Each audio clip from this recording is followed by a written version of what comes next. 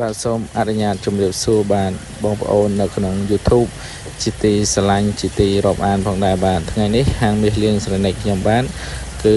បង្ហាញថ្មីទៀតឲ្យបងប្អូនសម្រាប់ម៉ូដនេះគឺម៉ូដស្ដាយប្រុសបាទគឺផ្លាទីនទឹក5គឺម៉ូដថ្មីស្រឡាងតែម្ដង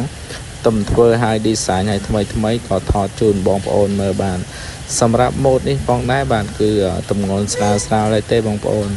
ទម្ងន់ព្រមតែ 3G ជាងទេបាទគឺបងប្អូនអាចពាក់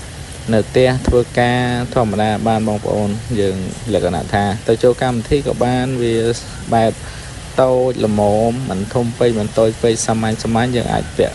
គ្រប់កលៈទេសៈបានអញ្ចឹងណាបងប្អូនអញ្ចឹងសម្រាប់ម៉ូដនេះគឺម៉ូដថ្មីចាស់ហ្មងម៉ូដទំចេញថ្មីក្តៅបងប្អូនក៏ថតជូនបងប្អូនមើលគឺ2025តែម្ដងសម្រាប់ការចិត្តគឺចិត្តបុកសាច់ចេញរចនាមកគឺបែបភ្លឺចាំងតែម្ដងអាម៉ូដខាងមុខខ្ញុំកាន់ហ្នឹងគឺម៉ូដច្រវាក់ទូកបាទច្រវាក់ទូកបរហោងបាទ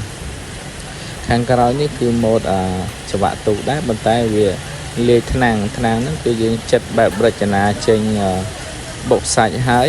យើងចិត្តជាបែបផ្កាតិចបងប្អូនគឺមើលមកលេចខ្លាំងមែនតើទីទៀតខ្ញុំនឹងសម្រាយម្ដងមួយម៉ូដដាក់លើដៃបងប្អូន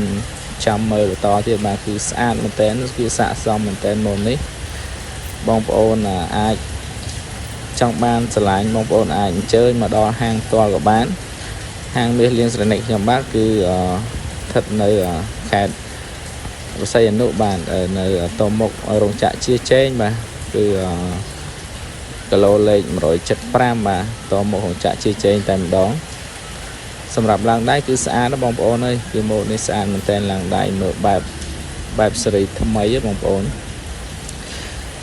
ចឹងបងប្អូនស្រឡាញ់បងប្អូនអាចតំណែងមកបានលេខទូរស័ព្ទខ្ញុំដាក់ខាងក្រោមវីដេអូនេះផងដែរបាទអញ្ចឹង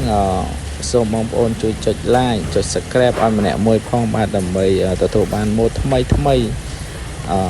ពីហាងមាសលៀងស្រណិចខ្ញុំជាបន្តទៀតបាទសម្រាប់ម៉ូដច្រវាក់ទូកនេះម៉ូដហ្នឹងគឺសាមញ្ញបងប្អូននឹងធ្វើការស្រួលធ្វើការវាអត់សូវតាក់ញ៉ៃច្រើនទេបងប្អូនគឺម៉ូដហ្នឹងលក់ដាច់ខ្លាំងមែនតើហ្មងគឺមានក្នុងទូគឺភ្ញៀវគាត់តែងតែយកមកអស់អញ្ចឹងម៉ូដនេះធ្វើសឹងតែមិនតាន់ទេបងប្អូនហើយសម្រាប់ហាងមាសលៀងស្រណិចខ្ញុំបាទមានលក់មាសបាទមាសគីឡូស្វីសគីឡូខ្មែរមានលក់ផ្លាទីនទឹក5ផ្លាទីនទឹក7វៀតណាមផងដែរបាទសូមអរគុណបាទសូមជម្រាបលាបាយបាយ